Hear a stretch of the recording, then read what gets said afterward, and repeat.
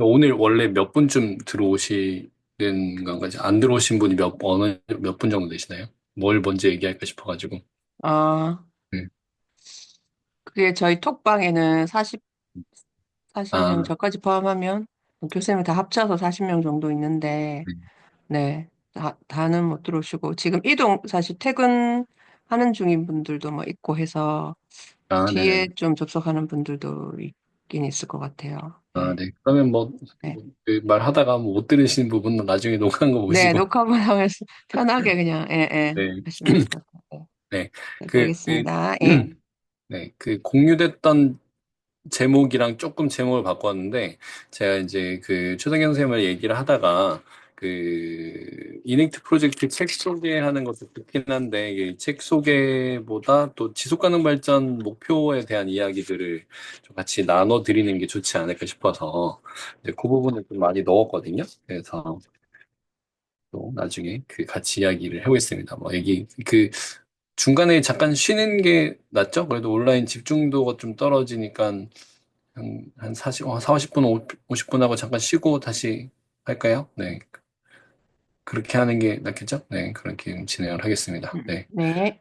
네. 그래서 어디선가 저를 보셨으면 그 비슷한 강의 장표들을 많이 보셨을 수도 있는데 그 우선 저는 지금 그 교육부 지정센터로 학교 지속 가능 발전 교육 지원 센터를 맡고 있고, 그 작년까지는 이제 연구 사업으로 진행을 하다가 올해 이제 공식 센터로 지정이 됐습니다. 그래서 앞으로 그 저의 목표는 2030이 올 때까지 지속 가능 발전 교육이 정상적으로 운영이 될 수 있도록 계속 이 사업을 가지고 가는 건데, 네, 이제 우리 인지쌤 부산에 계시니까 조만간 이제 부산에서 학교 옮기셨네요. 강동초등. 네, 그 센텀초에 계셨었는데. 예, 강동초로 오래 옮겼습니다. 네. 예. 그래서 요번에 그 지속가능 발전 교육 그 주관교육청이 부산교육청이라 아, 그렇습니까? 네, 부산에 또 예. 놀러 갈 예정입니다. 예. 네, 일하러 가는 환영합니다. 예.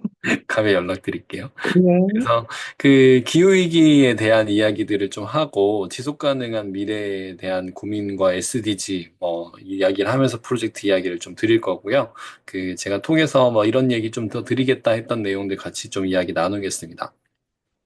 어, 네, 그 제가 항상 장표에 제 소개를 넣어 놓다 보니 나중에 이거 파일은 공유해 드릴게요. 네, 저는 그 올해 25년부터 융합교육 3차 종합계획 기간입니다. 이게 융합교육, 과학, 수학, 정보 네 가지가 다 25년부터 29년까지가 이제 5년 계획 새로 진행이 되고요. 특별히 바뀐 거는 이제 여기 과학 선생님도 몇 분 계신지 모르겠는데, 이제 과학교육 종합계획에서는 크게 바뀐 게, 그 과학 교사 한마당 이게 대한민국 과학교육축전이 만들어졌어요. 그래서 지금 올해는 7월 달에 울산에서 열리고 지금 그것도 준비 중이고요. 융합교육 종합계획은 원래 뭐 굉장히 많이 바꿀 것처럼 얘기했는데 거의 안 바뀌었습니다. 그래서 제가 계획을 쓰다가 뭐야 뭐 이러면서 이제 지금 나왔는데 지속가능 발전 교육 파트를 같이 넣어서 이제 그 명시적으로 운영을 하려고 했는데 그 부분이 빠지면서 저희도 이제 교육부 지정센터로 따로 독립을 했고 지금은 뭐 되려 더 좋아진 상태로 교육부에서 잘 협조를 해주고 있는 중이고요. 저는 과학교육 전공했거든요. 그래서 원래 화학 교사를 하는 화학교육과를 졸업을 했고, 거기서 이제 연구를 과학 교육 쪽으로 계속 하다가, 이제 지금 융합교육에서 이제 지속가능 발전 교육을 계속 하고 있습니다. 그래서 저를 환경교육과로 아시는 분들도 있고, 뭐, 기후운동가로 아는 분들도 있고요. 네. 어떤 분들은 AI 전문가 아니냐 이러는 분들도 있고, 이렇게 되게 다양한 정체성을 가지고 사는 사람이라, 네, 그래서 명함에 이제 일부러 하는 내용을 다 써놨습니다. 사람들이 자꾸 물어봐가지고. 네, 일단 이런 거 다 하는 사람이야. 뭐 이런 이제 얘기하고 다니는 중입니다. 그, 저희가 작년에 이제 24년 12월 2일부터 4일까지 그, 이제 아주 뭐라고 해야 되나요? 안 좋게 전 세계 그 교육부 장관급 혹은 전 대통령들을 모아놓고 하는 유네스코 세계 교육 포럼이 12월 2일에서 4일까지 열렸습니다. 네. 전 세계, 전국도 아니고 전 세계 170개국의 그 각 국가 대표들을 모아놓고 계엄이 터져가지고, 네. 이게 무슨 일인가 했었는데요. 이제 그 행사의 이제 메인 보고서가 이제 국제미래교육위원회 보고서, 함께 그려보는 우리의 미래라는 교육 보고서 나왔었고요. 네, 이 보고서에는 세 가지 큰 프레임을 잡고 있는데, 우리의 미래는 변화되어야 한다. 미래가 변화되어야 하는 뭐 이유가 뭐가 있고, 그 변화의 방향, 특히 이제 교육에 위한 세 가지 큰 방향을, 그 첫 번째 거를 이제 다양성과 포용성의 교육이라고 해서 그냥 그 공평, 혹은 이제 경기도에서는 그 공유학교라고 이제 그걸 컨셉으로 잡아놨는데요. 근데 이제 그 모두를 위한 교육, 이런 뭐 다문화 교육, 이런 게 들어가는 게 하나 있고요. 두 번째 거가 디지털 교육 전환. 그다음 세 번째가 이제 환경의 지속 가능 발전, 지속 가능을 위한 교육입니다. 그래서 이 세 가지가 주요 토픽인데, 그 원인이 여기 있죠. 우리가 이제 미래를 생각할 때 현재의 문제가 없으면 미래를 고민할 필요도 없습니다. 왜냐하면 우리가 생각하는 미래가 되게 다양하게 변할 것 같아라고 얘기하지만, 사실 과거에서 현재까지의 변한 추세를 크게 벗어나지 않거든요. 네, 근데 이제 현재가 변화의 필요가 있다라고 얘기하는데, 이제 저 보고서에서는 두 가지 중요한 토픽을 얘기하는데, 환경부담과 불평등이에요. 그래서 환경부담과 불평등, 이 두 가지 과제가 교육에서 해결해야 될 가장 중요한 과제다라고 얘기를 하고 있고, 이제 교육이 있기 때문에 미래가 희망을 얘기할 수 있는데, 교육이 평화롭고 공정하고 지속 가능한 미래를 형성해야 되는데, 아직 좀 충분하지 않다. 그래서 교육이 어떻게 바뀌어야 되나라는 이야기를 굉장히 철학적으로 얘기를 하고 있습니다. 굉장히 철학적으로 얘기한다는 말은 실제로 프랙티컬하게 볼 얘기가 없다는 말일 수도 있죠. 네. 저런 이제 보고서의 대부분 형태가 그런데, 거기서 이제 얘기하는 것 중에 교육은 이제 역량을 개발해야 된다.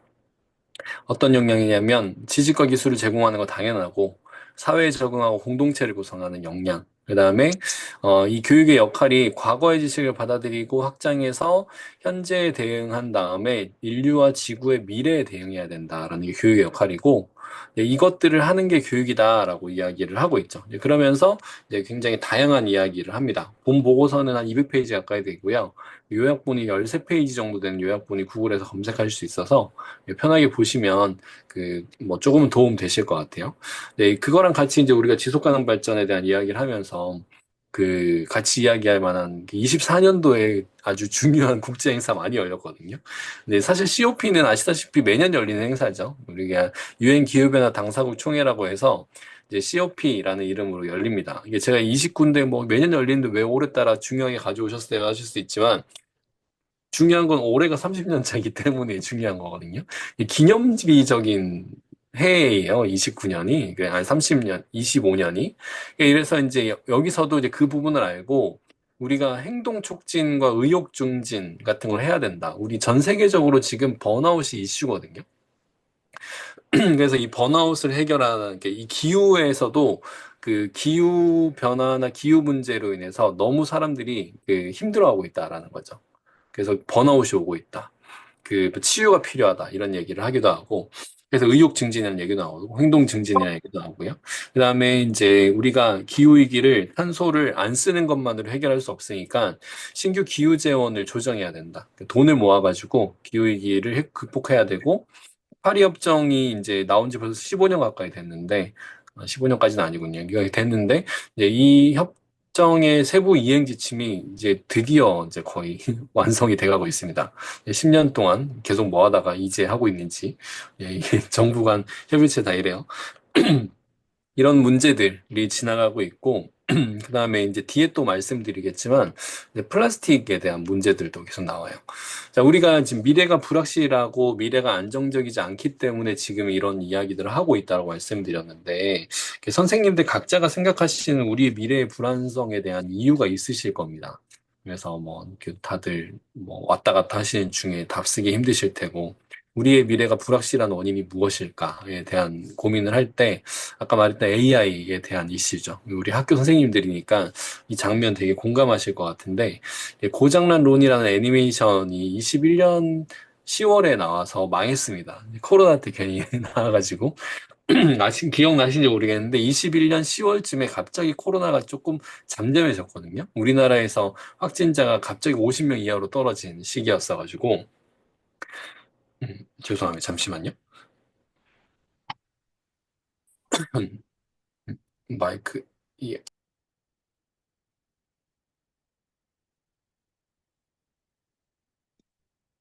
네, 그래가지고 그때 그 코로나가 잠시 중단되면서 영화도 그때 개봉을 했는지 모르겠는데 그리고 갑자기 다시 코로나 올라와가지고 영화관에 사람들이 안 가서 이제 금방 망했습니다. 근데 이제 그 넷플릭스 지금 디즈니 이런 데 나오거든요. 네, 거기 보면 1인 1로봇 시대 이야기예요. 1인 1로봇 시대에 사람들이 살고 있는데 애들이 아침에 일어나서부터 저녁까지 로봇과 같이 지내는 거죠.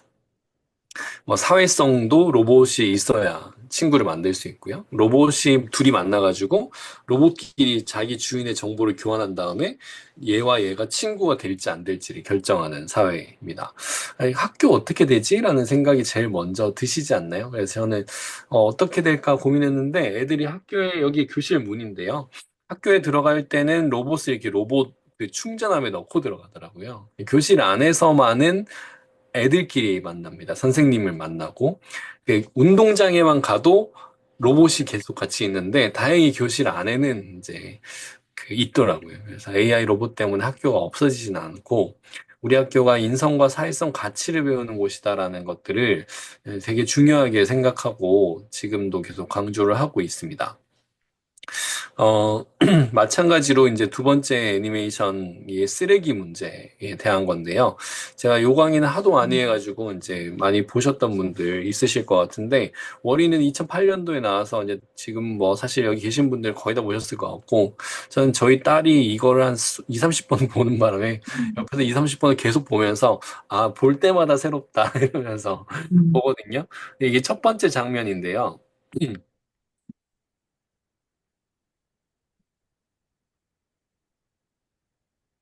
아이고, 왜,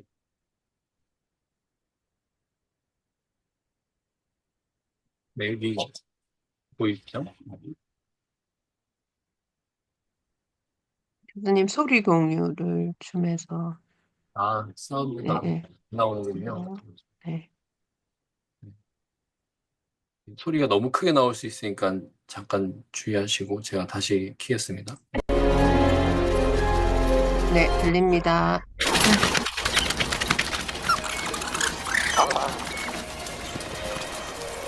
네, 사실 사운드가 별로 중요한 부분은 아니라서 아주 음산한 음악밖에 안 나옵니다만 이게 주요된 장면 제가 이제 표시해드렸던 그 워리와 같이 다니는 유일한 지구상의 생명체 이제 바퀴벌레와 함께 워리가 다니고 있고요. 이 장면 아까 쓰레기 막 내려와 있네요. 여기 똑같은 로봇들 다 이제 가동 중지되어 있는 상태들입니다. 이제 워리에서 두 명의 주인공이 누군지 아시죠? 이게 워리랑 여기 나오는 이브라는 로봇인데요. 그 애니메이션을 그 두 군데로 나누자라고 얘기를 하면 이제 워리와 이브만 등장하는 이제 씬이 첫 번째 씬, 지구에서의 씬입니다. 이브라는 로봇이 이제 지구에 오고 나서 워리가 그 친해지고 싶어서 아둥바둥 하다가 결국 좀 친해지거든요. 그리고 나서 자기네 컨테이너 박스에 이브를 초대해가지고 같이 그 이것저것 막 구경을 합니다. 근데 워리는 이걸 처음 봐요. 이게 식물이죠. 예, 신발에 심겨져 있는 식물을 어린이는 처음 봅니다. 그래서 이브한테 내가 이거를 최근에 봤는데 나는 뭔지 모르겠어. 너무 신기하고 보여줬더니 이브가 얘를 스캔하고 보보보거리다가 자기 뱃속에 넣고 가동 중지가 되죠. 그리고 이브가 타고 왔던 우주선이 이브를 다시 스캔해서 끌고 이제 우주로 다시 날아가면서 웜홀을 통해 다른 은하로 나가면서 애니메이션이 2부로 넘어갑니다. 2부의 첫 장면 이 장면인데요. 이 첫 장면에서 여기 시작하면 얘가 깜빡하면서 식물 표시가 나거든요. Started on the date. Every holiday I have been on has been a virtual disaster. If I had one 인류라고 wasn't 생각하는 so superficial, you know. There are good men out there. Well, I know because I've scored a bit. What the? 옷 색깔 변했죠.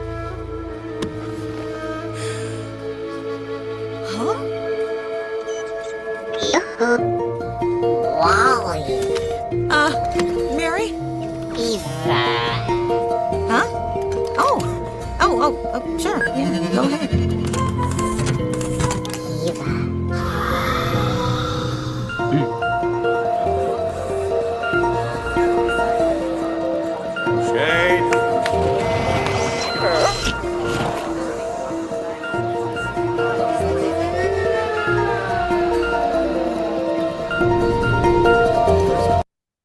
네, 제가 영상을 틀어놓고 잘 말을 안 하는데 그 온라인으로 할 때는 영상 틀어놓고 말을 하면 이렇게 중간에 소리가 막 서로 먹히더라고요.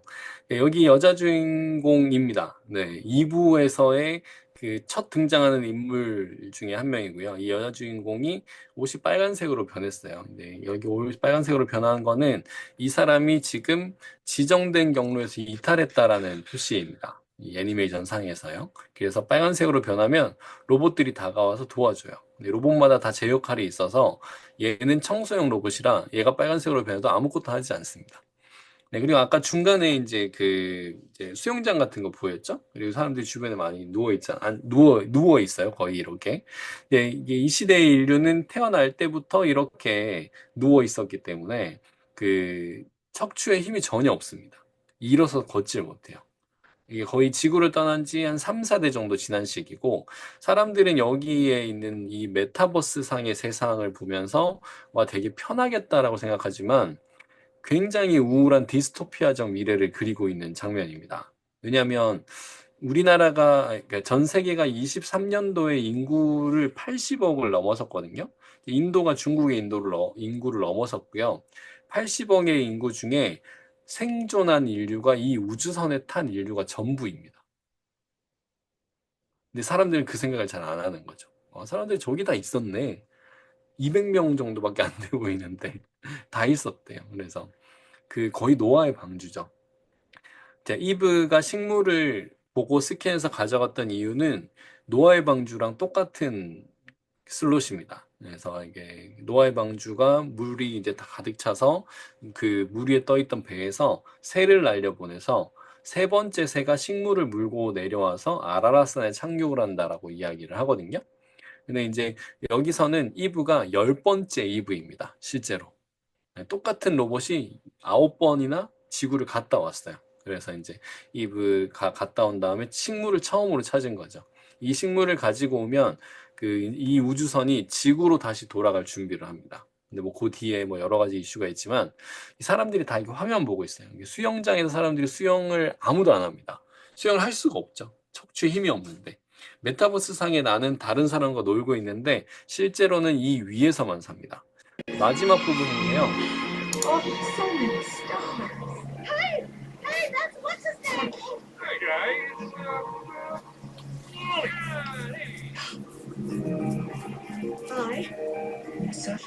네, 월이랑 이브가 이제 그 지구 우주선에서 막 이렇게 재밌게 막 여러 가지 이슈를 다 극복하고 밖에서 재밌게 노는 장면을 여자 주인공과 저 남자 주인공이 발견을 합니다. 남자 주인공은 그 중간에 월이랑 만났었고요. 네, 근데 이제 두 명이 만나면서 부딪혀서 남자 주인공의 옷도 빨간색으로 변했죠. 그리고 나서 손이 닿으면서 깜짝 놀라는데 이게 좀 화질이 안 좋아서 그런데 실제로 여자 주인공 볼이 이게 상기되면서 이제 하이라고 인사를 하거든요. 이 장면이 이 애니메이션 상에서 인류와 인류가 처음으로 얼굴을 맞대고 인사하는 장면입니다. 인간성, 뭐 관계 이런 것들을 회복 여러 가지 이야기들이 여기서 지금 진행이 되는 거죠. 쓰레기 문제에 대한 이야기를 하면서 좀 진행을 할 건데요. 우리가 지금 이제 그 쓰레기 이야기를 할 때 웨이스트랜드 뭐 이제 우리 그의 바다에 버린 모든 것, 뭐 쓰레기책 이런 쓰레기책 이야기들이 굉장히 많이 나오는데 여기서 그 그 우리가 겪었던 태풍과 같이 좀 접목시켜서 얘기를 할 건데요. 그 22년도에는 흰남노라는 태풍이 있었습니다. 이제 다들 기억하실 것 같은데요. 역대 3위라고 얘기를 하죠. 중심기압 역대 3위라고 얘기하는데 슈퍼 태풍이라고 했던 이유가 역대 3위로 커서가 아니라 보통은 북위 16도 부근에서 나타나던 태풍이 얘는 북위 27도에서 갑자기 발생을 합니다. 엄청 높은 데서 발생을 했단 말이죠. 태풍이 발생하는 위치는 그 지역의 그러니까 바다 위에서 발생을 하니까 그 지역의 해수면 온도와 기압골과 상관이 있는데 이게 지금 북이 거의 17도나 12도나 높아진 곳에서 태풍이 생겼다는 말은 위도가 12도나 올라온 위치가 태풍이 발생이 가능한 해수면의 온도가 됐다라는 말이죠. 그만큼 이제 기후변화가 심각하다라는 뜻입니다. 문제는 이제 27도 위치에서 나타난 태풍이 어디로 갈지 모르겠는 거예요. 원래 여기서 발생해가지고 이렇게 올라와야 되는데 여기서 발생한 거죠. 그러니까 이제 막 긴장을 합니다. 그래서 이제 근데 말은 못 하겠고 긴장은 하고 있고. 그래서 얘가 이렇게 오면 그 막 몽골 이런 데로 넘어갈 판인데 글로는 안 갈 것 같은 거죠. 왜냐하면 우리 지구의 대기는 순환을 하잖아요. 이제 그 순환의 위치에서 위로는 안 갈 것 같고 거의 뭐 이제 우리나라, 북한 이런 데 거의 망할 지경이라고 사람들이 걱정을 했는데 얘가 옆으로 가면서 대만을 초전박살을 내고 다시 올라와가지고 우리나라의 남부 지역만 그 거의 박살을 냅니다. 그래서 그 정도만 했는데도 뭐 역대 3위 정도였다고 하니까요. 왜 이런 일이 생길까요? 이런 태풍이 올 때 그 최근에 오늘 그 서울에 눈 왔었거든요. 새벽에 눈이 왔는데 오늘 눈도 11월 30일 날 온 눈만큼 습눈이었습니다. 근데 많이 안 와서 사람들이 지금 별로 이제 긴장을 안 하는데 그 밖에 아직 눈이 있을 거예요. 수도권에 계신 분들 한번 나가서 만져보세요. 물기가 굉장히 많아요. 11월 30일 날 온 눈이 이거보다 더 심했습니다. 근데 그때 온 눈 왜 그랬을까? 그리고 이제 태풍이 무슨 문제를 일으키나? 우리 9월 달에 9월 달에 태풍이 왜 오고 3월에는 왜 눈이 오는 건가? 뭐 이런 것들 있잖아요. 이게 지금 이제 21년 여름에 찍힌 사진인데요. 21년에도 이 흰남노가 오기 전년에도 똑같이 9월 달에 태풍이 많이 왔었고 8, 9월 달에 태풍이 오면서 갑자기 고속도로로 플라스틱 더미가 날라옵니다. 그래서 큰 교통사고가 몇 번 날 뻔하거든요. 왜 날라왔을까라는 얘기를 하니까 그 분리배출장에 가서 물어보니까 정부에서 플라스틱 회수를 안 해간대요. 그래서 네, 그 환경부에다 문의를 합니다. 그랬더니 환경부 산하에 플라스틱 수거하는 그좀 그룹에서 더 보관할 데가 없대요. 처리가 안 되고 있다. 네, 그래가지고 밑으로 계속 밀린 거죠. 그러니까 그 이런 분리배출장은 자기들이 더 이상 쓰레기를 실내에 보관할 수 없으니까 어쩔 수 없이 밖에다 내놨다가 태풍이 불어가지고 날아가 버린 거예요. 큰 쓰레기 더미가 날아가서 고속도로에 떨어졌으니까 당연히 큰 사고를 초래할 법하죠. 그래서 이제 이게 어린 학생이 아니고요. 제가 데리고 다니는 고등학생이 아니고 그 성인 기자입니다. 이 성인 기자가 그 이제 분리배출장에 가서 이제 취재를 하려고 갔더니 들어가는 입구에 요런 쓰레기 더미가 쌓여있대. 자기 키 3배만한 쓰레기 더미가 쌓여있다는 거예요. 그리고 이 사진을 메인으로 냅니다. 여기 있는 사진은 플라스틱이 아니고요. 물론 플라스틱이긴 합니다만 플라스틱이 아니라 여기 있는 페트병, 여기 라벨 있잖아요. 요 라벨들을 뜯어 모은 쓰레기입니다. 그러니까 분리배출해서 재활용을 할 수 없는 쓰레기들. 를 여기다가 이제 모아놓은 거죠. 이 안에 플라스틱 얼마나 많이 있겠어요. 그래서 이 사진으로 남은 재활용 잔재물이 이만큼 있다라고 사진을 찍어서 보여줍니다. 부끄럽지만 저희 학교 사진인데요. 제가 이 사진을 찍어가지고 저희 학생들한테 그때는 사실 더 심각한 사진이 있었는데 제가 애들한테 이렇게 저희 학교는 물리학과가 없거든요. 저희 애들한테 얘들아 우리 학교에서는 물리 천재를 발견했어. 뭐 이렇게 얘기를 했어요. 그랬더니 애들이 교수님 왜요? 이렇게 얘기한 사진을 딱 보여주면서 제가 뭐라 그랬냐면 여기 이렇게 돔형 뚜껑인데 플라스틱 컵이 돔형 뚜껑 컵을 3층으로 쌓아놨는데 넘어지지가 않더라.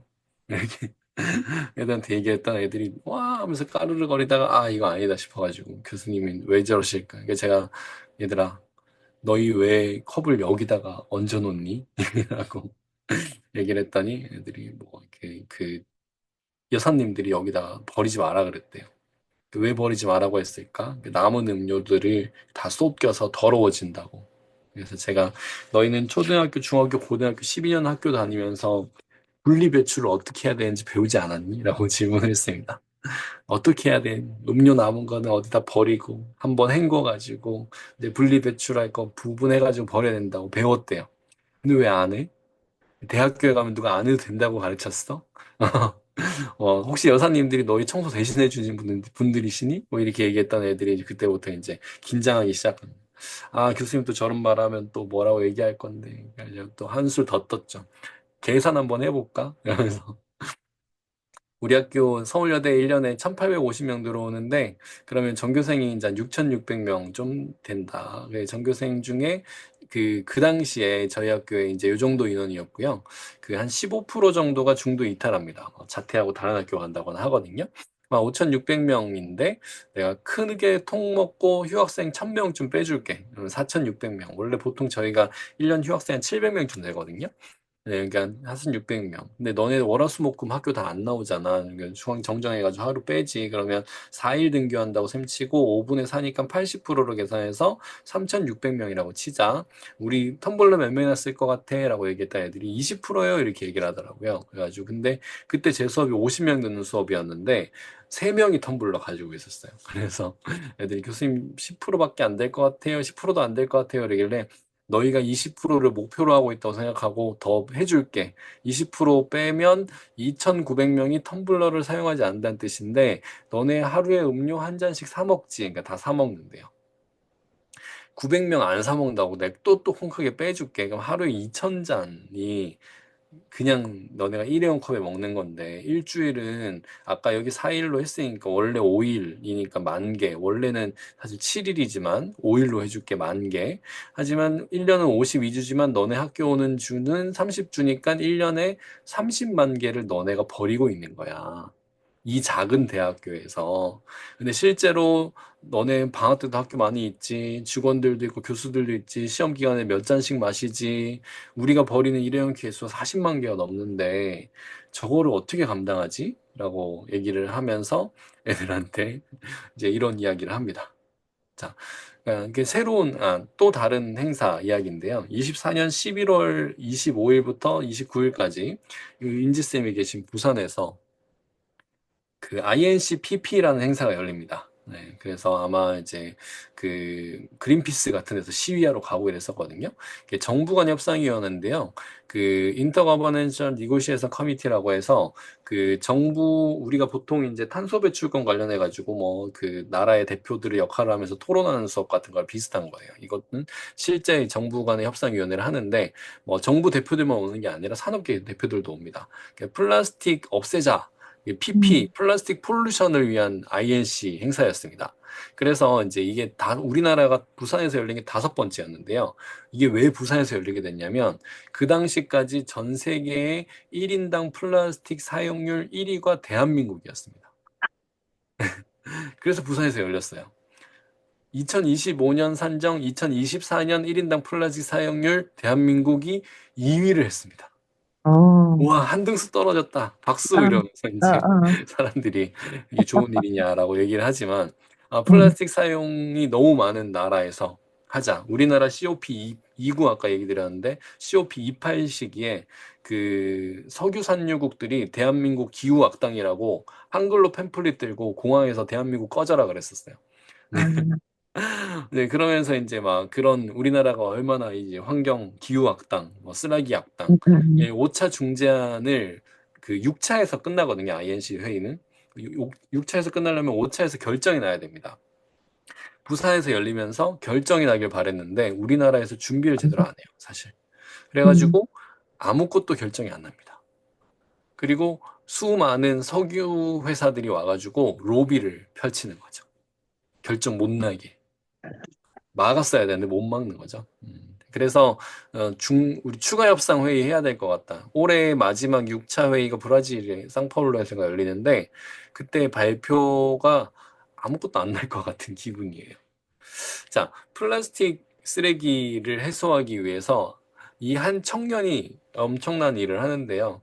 오션 클린업이라는 브랜드 혹시 들어보셨나요? 이제 얘가 네덜란드 아인데 네덜란드 나라 작잖아요.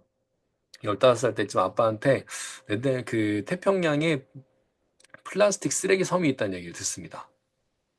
왜 아무도 안 치우지? 라고 생각을 하다가 19살쯤 돼가지고 그 동네도 발명대회 같은 거 있나 봐요. 나가가지고 그 대회에 나가서 내가 이렇게 배를 만들어가지고 그물을 걸어서 태평양에 있는 플라스틱을 회수하겠다라는 이제 아이디어를 냅니다. 그래서 상을 받아요. 사람들이 좀 실행 어려울 것 같아라고 얘기를 합니다. 나는 할 거다 하고 하면서 비영리 엔지니어링 환경단체를 만들어서 기부를 받고 다닙니다. 그래가지고 기부를 받아서 처음에는 배 한 대에 그물 하나 달아가지고 끌고 다니면서 수거를 했는데 배가 한 대밖에 없으면 잘 안 되겠죠. 그래가지고 잘 안 되니까 배 두 대를 다시 열어가지고 실제로 이렇게 태평양에서 쓰레기를 회수하는 겁니다. 그래서 이렇게 쓰레기가 많이 모였어요. 너무 많이 모였어. 이걸로 어떡하지? 고민하는 찰나에 이탈리아에서 네가 그 모아온 쓰레기 플라스틱으로 선글라스 테를 만들어 줄게. 그걸로 팔아가지고 이 사업을 유지하자라고 결정을 합니다. 그래서 오션 클린업이라는 선글라스 브랜드가 생겨요. 그래서 3년까지 판매가 됩니다. 그리고 나서 이제 그 돈들을 모아가지고 생각을 해보니 이 바다의 쓰레기는 강에서 나오죠. 그래가지고 이 강에서 인터셉터라는 거를 설치해가지고 여기서부터 미리 막는 사업을 합니다. 지금 그 인스타그램에서 오션 클리너 검색하시면 있거든요. 대부분 이거 인터셉터 이야기가 많이 있어요. 그리고 지금 오션 클리너이라는 선글라스 브랜드는 단종되었습니다.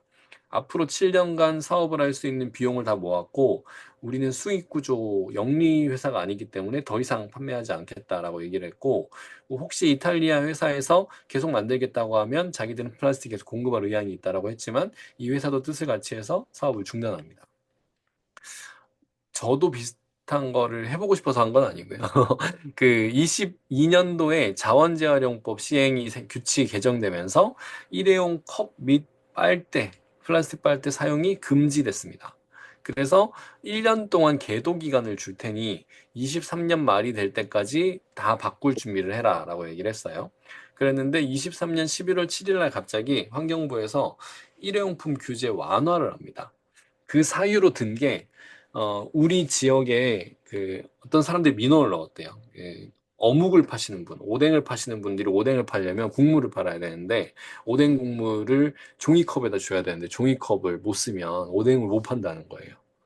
그래가지고 이게 무슨 말이야 방구야 이러면서 이제 그랬는데 그래서 실내 종이컵과 플라스틱 빨대 사용이 다시 허가가 됩니다. 그래서 11월 7일부터 갑자기 소형 카페들에서 아이스 음료까지 종이컵에다 막 갖다 줘요. 그래서 이제 환경운동 하시는 분들 화가 많이 났습니다. 저도 어떻게 하지? 이런 고민을 하다가 저 애들이 저를 환경운동가로 본다 그랬잖아요. 그래서 학교에서 그래 환경운동 한번 해보자 이러면서 이제 AI 이미지 크리에이터한테 사용한 일회용 컵으로 만든 크리스마스 트리를 그려줘 라고 했습니다. 그래가지고 그렸더니 이제 우리가 이제 플라스틱에 대한 요런 그림을 그려주거든요.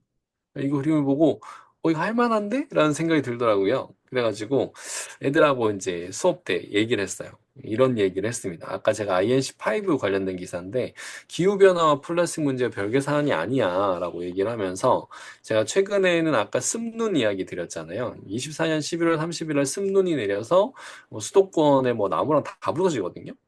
그래서 왜 그랬을까라고 이제 이야기를 할 때 사람들이 원인을 파악 못하는데 두 가지 대표적인 원인이 나옵니다. 제트기류.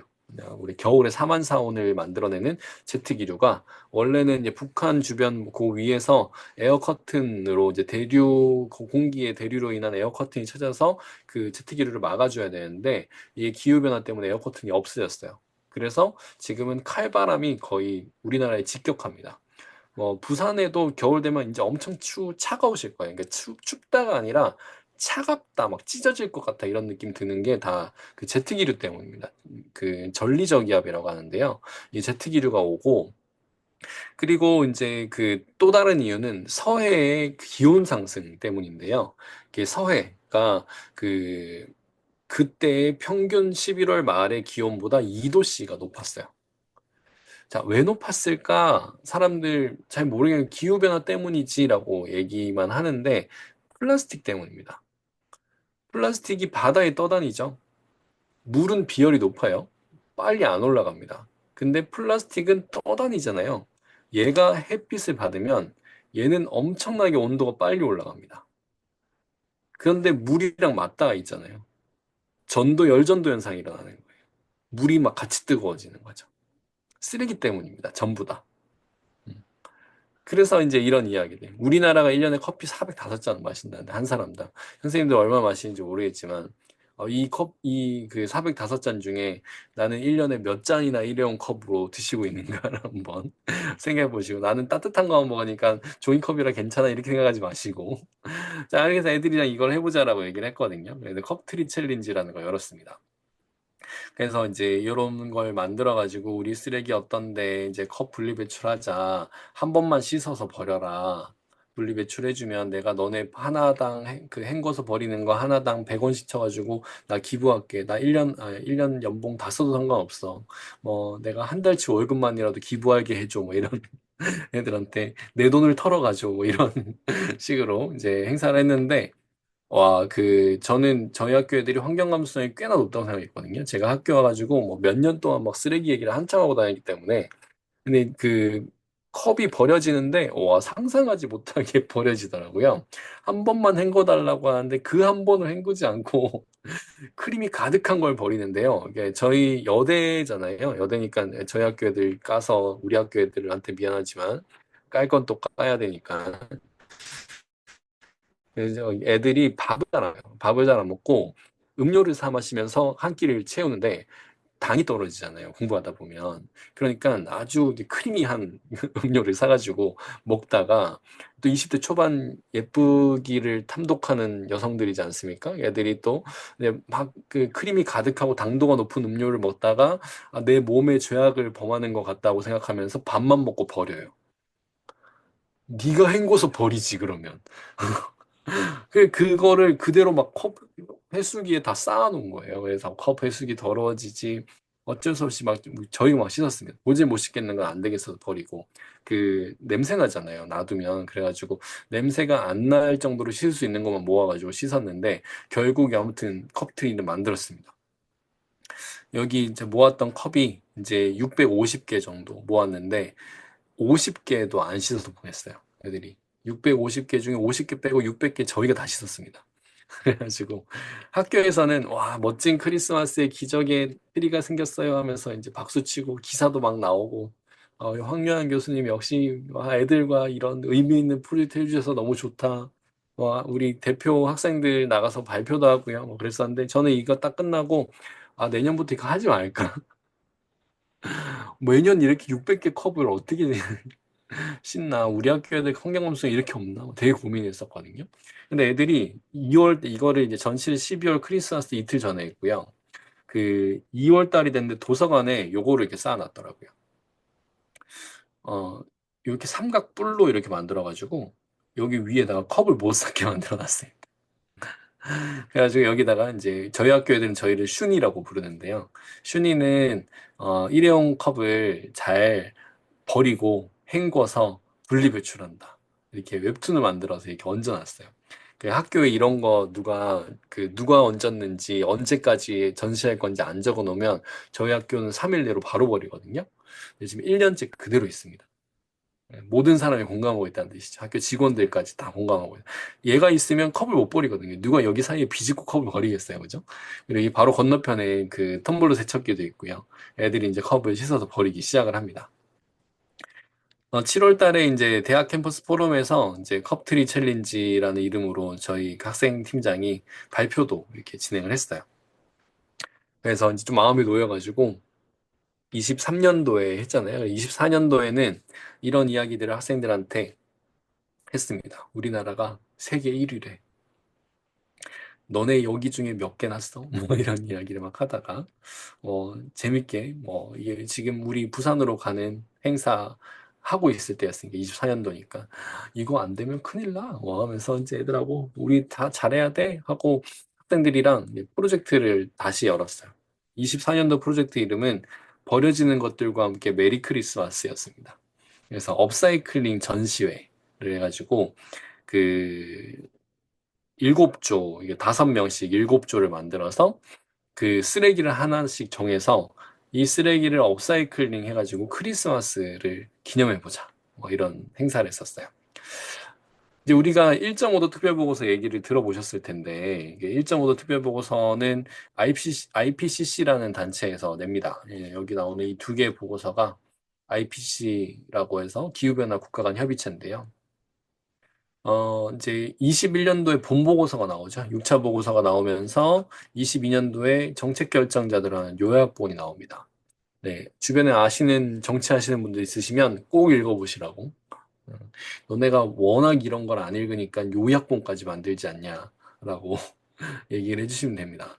그래서 이제 이런 이거는 우리 지구는 우주에서 보면 푸른 별인데 푸르지 않은 이 지구의 모습을 보여주는 것들. 그리고 이제 여기 이 그림의 제목은 바로드 플래닛, 빌려온 행성입니다. 선조들로부터 물려받았지만 우리 아이들로부터 대출한 행성이다. 이 두 개 그림은 미국의 디지털 아티스트인 알리사 싱어라는 분이 그렸는데요. 이분 홈페이지에 가면 이런 그림들이 굉장히 많습니다. 기후에 대한 데이터를 기반으로 사람들한테 경각심을 주는 그림들을 굉장히 많이 그리시고, 요 웹사이트에 들어가시면 되는 거라 나중에 애들이랑 같이 보시면서 이야기 나누셔도 좋을 것 같아요. 이건 좀 넘어가겠습니다. 이게 우리가 난민 문제, 그 다음에 이제 우리가 환경에서 언제까지 우리가 지금 이렇게 지켜나가고 살 수 있을까에 대한 여러 가지 뭐 웹툰들도 많이 있어요. 이넥트 프로젝트 얘기한다고 해놓고 갑자기 쓰레기 얘기만 잔뜩 하고 있는데, 이 지금 하고 소개해드리는 이런 프로젝트들이 이넥트 프로젝트 책에 소개 안 된 사례들입니다. 왜냐하면 책을 쓴 뒤에 만들어진 사례들이거든요.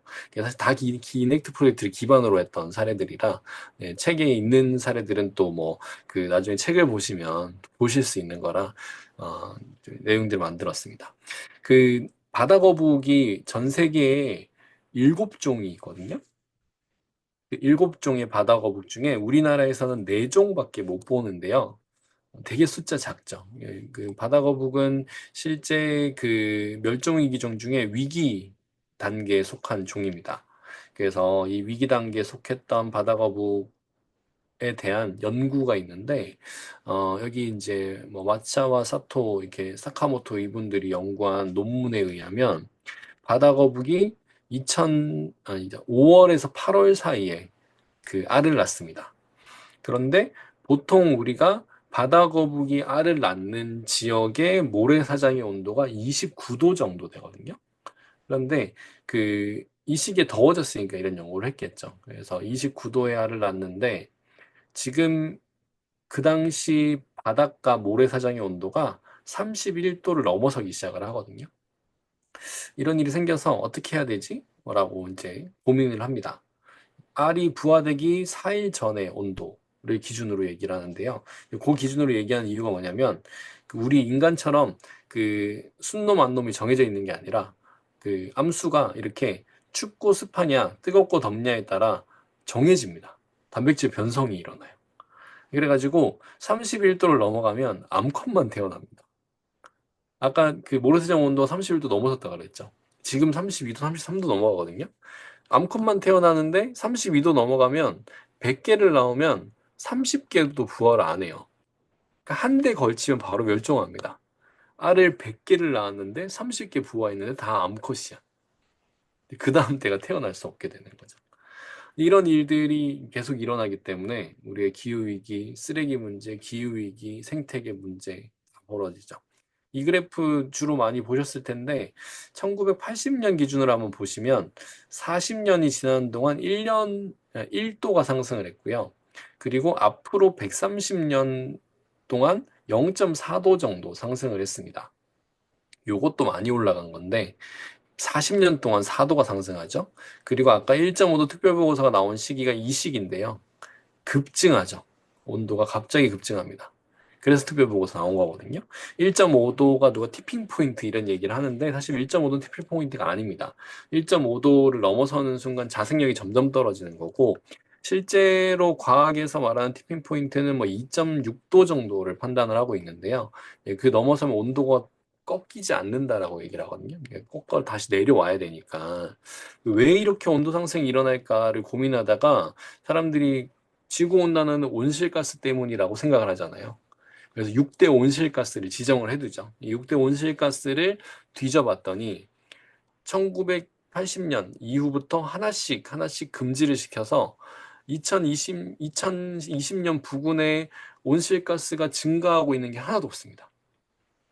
그러면 왜 그렇지? 라고 보다가 CO2 그래프를 보니까 너무 비슷하게 생긴 거예요. 뭐지? CO2는 지구온난화에 큰 영향이 없다고 하지 않았어? 사람들이 얘기하다가 CO2의 양이 너무 많다라는 걸 알게 된 거죠. 그래서 이 CO2의 양이 너무 많아서 이게 지구온난화에 큰 영향을 주고 있다. 사람들이 거부합니다. CO2는 아니야 라고 얘기하죠.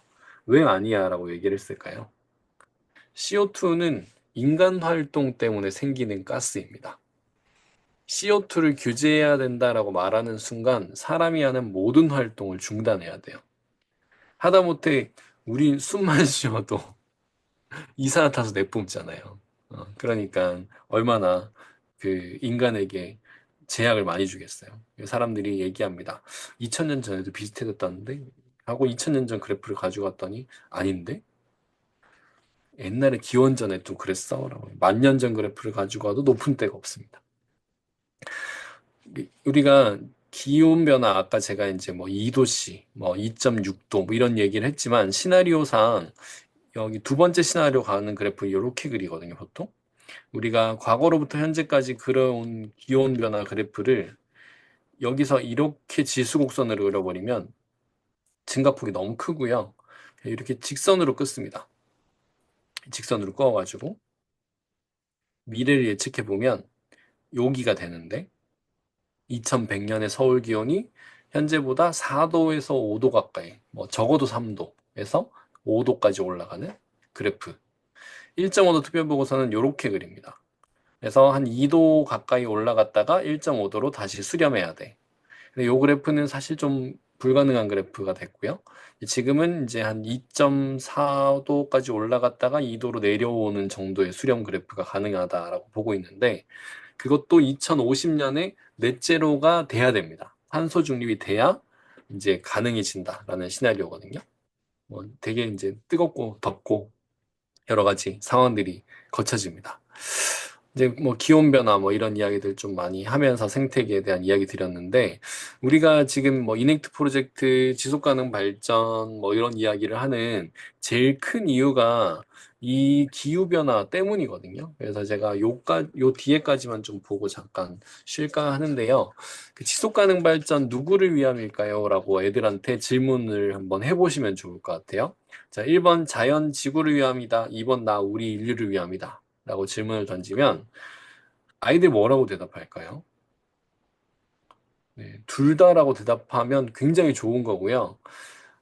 1번이라고 옛날에는 1번이라고 대답했거든요. 근데 요즘은 2번이라고 많이 대답합니다.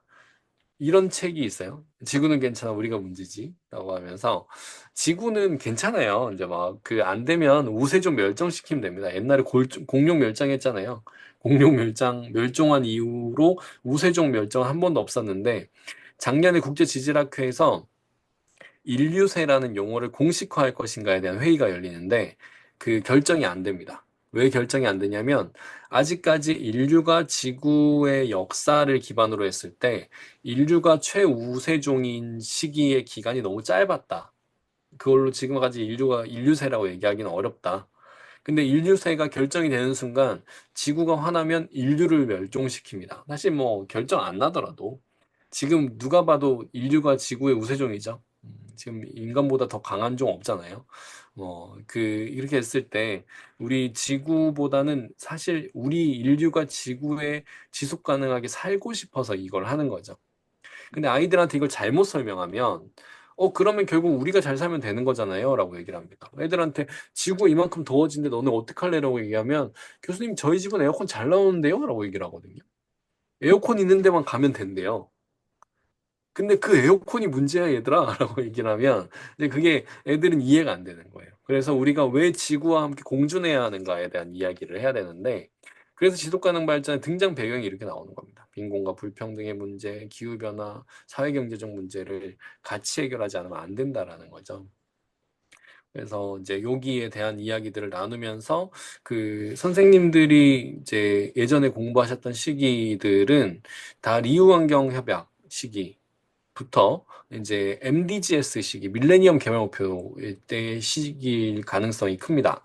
예, 선생님들께서도 지속가능 발전 교육 나 옛날에 해봤어라고 생각하실 수 있는데 그때 지속가능 발전 교육은 밀레니엄 시기의 지속가능 발전 교육일 수 있어요. 그러니까 2000년에서 2014년에 하셨으면 그렇고요. 2005년에서 2019년에 하셨을 때는 ESD라는 용어도 있지만 GAP 국제실천 프로그램이라는 거 하셨을 거예요. 로마 클럽에서 성장의 한계란 보고 썼고요. 레이첼 칼슨의 신무의 몸부터 로마 클럽 성장의 한계, 유엔 인간환경회의에서 다뤘던 우리 지구 하나밖에 없어. 그다음에 세계 환경개발위원회에서 말했던 우리 공동의 미래. 이게 이제 리우 환경 협약으로 연결이 되고 이 환경 협약에서 이제 세계 환경회의에서 미래 세대의 필요를 훼손하지 않는 범위 내에서 현 세대의 필요를 충족시킨다. 이게 지속 가능 발전의 정의였습니다. 미래 세대는 저 당시 미래 세대는 괜찮겠지만 지금의 미래 세대는 괜찮냐라는 질문을 던질 수 있는 거죠. 그래서 이게 리브 노 원 비하인드, 지속 가능 발전의 슬로건 하에 아무도 소외되지 않게 하자 하면서 인간에 대한 교육, 포용성, 형평성을 굉장히 강화합니다. 제가 지금까지 환경 얘기, 기후 얘기만 계속 했지만 우리가 기후만 가지고 이야기하고 사는 건 아니거든요. 그래서 요 영상은 제가 되게 좋아하는 영상 중에 하나인데, 이 아이가, 이건 소리 없습니다. 네. 를 보고 있다가,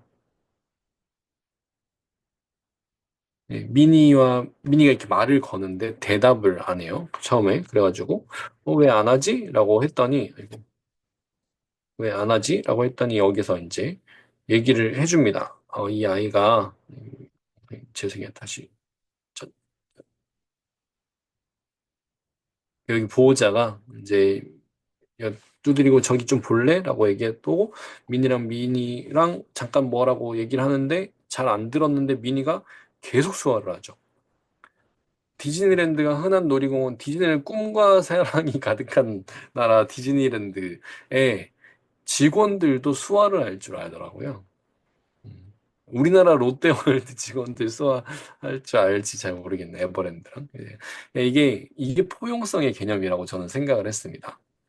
누구도 소외되지 않게 하자. 이 컨셉이 뭐냐면 청각장애인도 놀이공원에 갈 수 있다라는 이벤트였어요. 우리가 아이들이 아까 인성, 가치, 그다음에 사회성을 배운다 그랬잖아요. 책임 있는 사회 참여를 하게 하고 타인과 공동체와 자연을 존중하게 하는 게 그 교육부 인성교육 종합계획 2차에 나옵니다. 그리고 이제 지금 내년부터 이제 3차가 들어가긴 할 건데요. 이 미래를 위한 핵심 가치에서 우리가 이 아이들에게 이런 인성을 교육하고 가르치는 데 있어서 지속 가능 발전 교육은 정확하고 아이들한테 필요한 것들을 알려줄 수 있습니다. 그래서 얘가 아까 MDG 시절 이야기고요. 이제 2000년에 만들어져 가지고 15년 동안 진행했던 8개의 목표. 이 8개의 목표를 하고 났는데 잘 안 됐다라고 스스로 판단을 하고 다시 해보자 15년 다시 해보자 하면서 SDG로 전환이 됩니다. 그래서 SDG에서 17개 목표 지금 이제 하고 계신 17개 목표에 대한 이야기를 하죠. 17개 목표가 지금 처음 보시는 분들, 요번에 요거 하면서 이제 제대로 처음 보시는 분들도 있을 거라 요거까지 설명을 드리고 잠깐 쉴 건데요. 여기 17개 목표를 이렇게 보면 누구도 이해하기 어렵습니다. 저도 이렇게 계속 보고 있으면 눈이 아프는데. 이걸 보시면 피플 영역, 인간 영역과 프로스퍼리티 번영 영역, 플래닛 지구 환경 영역으로 나눌 수 있어요. 아까 사회 경제, 인권 이렇게 설명한 거랑 같습니다. 여기 있는 15개예요. 그 다음에 16번의 피스, 17번의 파트너십을 포함해서 OP라고 부릅니다. 자, 이 OP가 여기 가시면 1번에서 5번까지는 인권과 인권에 대한 부분입니다. 1번은 빈곤 줄이기, 2번은 기아 종식, 못 먹지 않게, 3번은 건강과 웰빙, 4번은 양질의 교육, 5번은 성평등 보장이라고 있고요. 지금 저희 설문조사한 거랑 여기 적혀 있는 게 좀 다른데, 저희 설문조사에 적혀 있는 게 더 맞습니다. 요게 이제 다른 거고요. 그 다음에 7번에서 11번까지 있는 이 목표가 그 사회, 경제, 개발 쪽입니다. 에너지의 적정한 소비와 분배, 일자리 창출, 인프라 구축, 불평등 해소, 그다음에 도시와 주거지 커뮤니티에 대한 이야기입니다. 자, 인간이 살아가는데 필수적인 요소, 그다음에 이것도 우리가 더 나은 혁신적 기술이 아니라 인간들이 공동체를 구성하고 살기 위해 꼭 필요한 기본 개발 요소입니다. 그래서 개발, 디벨롭먼트라는 단어가 들어가는 거거든요. 발전은 기본적인 개발을 위한 발전을 얘기하는 거지 더 나은 시기로 많이 나아가자라는 개념이 아니라는 거죠. 그리고 이제 여기 밑에 있는 세 개, 원래 클라이밋 액션, 기후 행동이라고 하고요. 해양 생태계 보전, 육상 생태계 보전과 사람이 살아나가는데 가장 필요한 환경 요소인 물과 위생, 그 다음에 사회경제적 영역에서 우리가 스스로 바꿔나갈 수 있는 지속 가능한 소비와 생산입니다. 생산과 소비가 아니라 소비와 생산이 맞아요. 소비자가 소비 주권을 발휘해서 친환경적인 소비를 하면 생산자를 조정할 수 있다는 게 환경 요소입니다. 근데 우리나라는 그게 안 되거든요. 우리나라 대기업 중심 소비잖아요. 그래서 우리나라 이거 바꿔버렸습니다. 생산과 소비로. 그래서 우리나라가 그 생산을 하는 그 소비를 더 잘해서 지역 경제를 활성화하자 이렇게 해놨어요.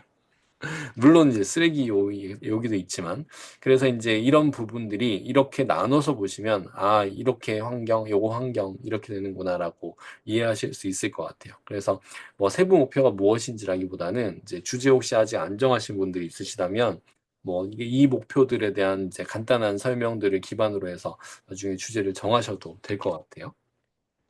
지금 8시 2분인데 10분에 다시 시작할까요? 네. 네, 잠깐 그러면 쉬시고 네. 10분에 다시 시작할게요. 네. 네, 지금 녹화를 그럼 멈췄다가 시작할 때 다시 하겠습니다. 고생하셨습니다.